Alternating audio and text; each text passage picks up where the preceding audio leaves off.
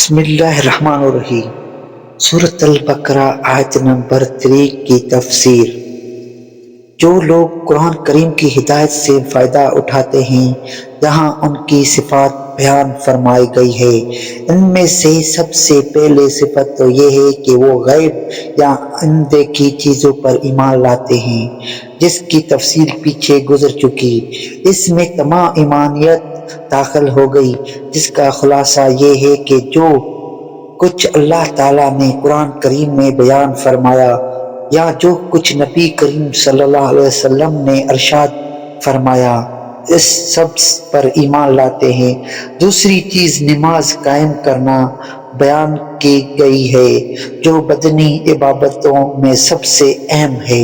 اور تیسری چیز اپنے مال میں سے اللہ تعالیٰ کے راستے میں خرچ کرنا، جس میں زکوٰۃ و صدقات آ جاتے ہیں، جو مالی عبادت ہیں۔